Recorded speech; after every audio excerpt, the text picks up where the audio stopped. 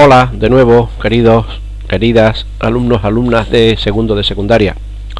Bueno, con este tercer vídeo acabamos la unidad didáctica número 1 y nos va a ocupar sobre el lenguaje literario. Ya hemos dicho que la literatura, pues que mediante la literatura los escritores expresan emociones, sensaciones al lector. En algunas ocasiones esas obras literarias se han llevado al cine, Bueno, yo soy muy seguidores de muchas sagas de literatura juvenil que luego se han visto plasmadas en el cine, ¿verdad? Bueno, y hemos dicho que para que el escritor cuente o puede contar con una serie de recursos, una serie de trucos, de elementos que hacen que un texto normal pueda convertirse en algo más llamativo, para que el fenómeno, pueda convertirse en literatura de la buena. No quiere decir que que cualquier texto al que le apliquemos los recursos que ahora vamos a ver, ya por aplicarles esos recursos va a ser ya literatura de la buena. No, pero sí al menos demuestra que el escritor maneja con soltura la lengua, el conocimiento de la lengua, y a través de estos recursos puede conseguir algunos efectos que logren en el lector todavía mucho más impacto del que ya tienen sin esos recursos. Yo os animo a que en la clase, que sé que algunos de vosotros tienen muchas inquietudes por escribir, que aprendáis y que uséis estos recursos que hoy vamos a tratar de repasar, porque ya lo hemos visto en clase con vuestras aportaciones, que han sido, por cierto, muy interesantes.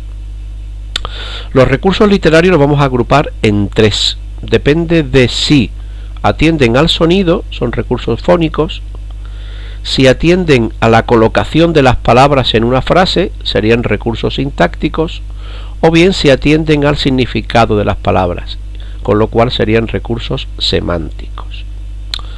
Van del menor a mayor. Hemos visto un par de ellos fónicos, 3 o 4 sintácticos y unos 6 de los llamados semánticos. Yo, para que sea la explicación más hacedera, más factible, más fácil de entender, no voy a tanto a explicar con palabras lo que es, sino quizás con ejemplos. Y así os pueda, también lo hemos hecho así en clase y os ha llegado bien. Vamos a seguir ese mismo esquema de trabajo. Los recursos fónicos hemos visto 2, la aliteración y la paranomasia.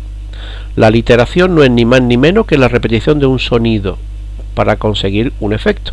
Por ejemplo, la serpiente serpenteaba por la sierra de Sevilla. Ahí hay una repetición de un sonido S, bueno, pues para asemejar que parece que una serpiente cuando serpentea va causando quizás ese ruido, ¿no? Pues esa es la intención del autor cuando usa una aliteración. Una paranomasia es una palabrota muy grande que suena paranomasia, pero que si yo digo la típica frase que todos conocéis de 3 tristes tigres andaban por el trigal, o algo así, sí que lo habéis escuchado. Eso es una paranomasia.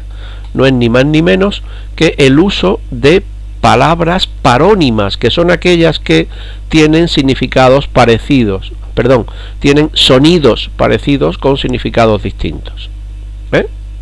Bien, 3 tristes tigres. Vendado que me has vendido. Dentro de los recursos sintácticos hemos visto 4. La anáfora, que no es otra cosa que la repetición de una palabra, la primera palabra, en varios versos seguidos. Por ejemplo, temprano has despertado, temprano te has ido a clase, temprano has empezado a trabajar, temprano consigues tu propósito. Bueno, pues ahí hay una palabra, un adjetivo, temprano, que se ha ido repitiendo en el inicio de cada verso, si lo que yo he dicho puede considerarse como verso, que no lo es. Lo he hecho para que lo entendáis mejor. Sin embargo, si digo tantas luchas que he contado, tantos afanes en vela, tantas hordas, bordes de fracaso, eso sí ya está sacado de una pequeña estrofa de un poema de Pedro Salinas.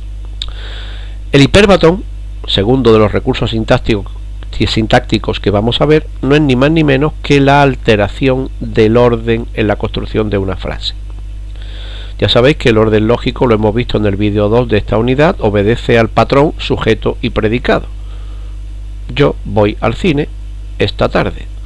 Si yo altero ese orden y digo esta tarde voy al cine, yo digo lo mismo pero con el orden alterado. ¿Y para qué?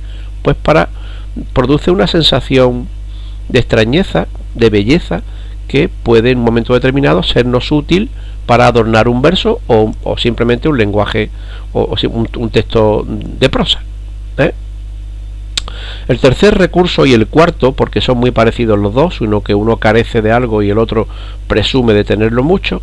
Por ejemplo, el primero es la asíndeton, que es el omitir, es decir, no decir conjunciones y usar comas. Compré la entrada, coma, fui al cine, coma, vi la película, coma, comí palomitas. El contrario es la poli. Fijaos que el prefijo a es de negación, asíndeton, pero cuando digo polisíndeton, pues son el uso de muchas conjunciones. Compré la entrada y fui al cine y vi la película y comí palomitas. Dos recursos que son contrarios, asíndeton y polisíndeton. Con esto acabamos los sintácticos. Y los semánticos hemos visto 5 de ellos. El primero es una comparación o símil, que prácticamente poco tiene que explicar. Soy más feliz que unas castañuelas. Hice eso como me lo... No, ahí no sería. En el que viene, por ejemplo, en el libro, las barcas de 2 en 2 como sandalias del viento. Tiene que aparecer un término de comparación, en este caso como, o en el primer caso que yo os he puesto, soy más feliz que unas castañuelas, y sería el que, o soy tan feliz como las castañuelas. La metáfora, que es el segundo de estos recursos semánticos, es quizás sea el más usado por los escritores. Se identifica un término real y un término imaginario, que dicho así cuesta quizás trabajo de entender, pero que si os pongo un ejemplo lo vais a entender muy bien. Tus dientes son perlas, tus ojos son frío acero. Si yo digo tus ojos son como el frío acero, elimino la metáfora y la convierto en una comparación. Bien, fijaos, una metáfora, le pongo el término de comparación como y la convierto y pasa de ser metáfora a comparación. No lo olvidéis.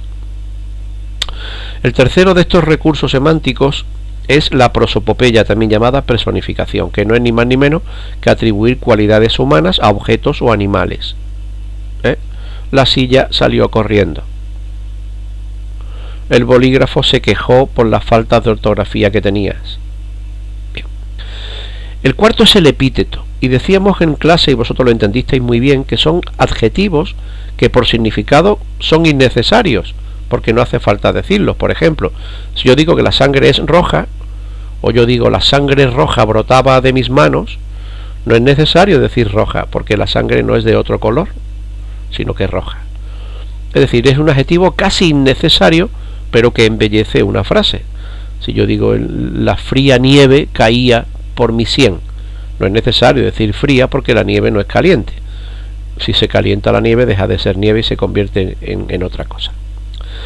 Y el quinto de estos recursos semánticos que hemos visto es la hipérbole, que no es otra cosa que una exageración. Y hemos dicho en clase que los andaluces somos muy hiperbólicos. Y te he dicho 20 millones de veces que te calles. Y ahí está, eso es una exageración o hipérbole. Bueno, pues el uso de estos recursos literarios hará que un texto que pueda parecer normal y corriente, pues pueda convertirse en un texto con cierto valor, que en un momento determinado pueda ser agradable de leer y que despierte en el lector sensaciones, pues las más diversas, cada uno las que le pueda causar. Bien, pues con esto hemos acabado en la unidad didáctica número 1. A medida que empecemos trabajando la 2, yo iré también subiendo más vídeos para que queden a vuestra disposición y que sean de vuestra ayuda. Como siempre, abrazos grandes, chao, adiós.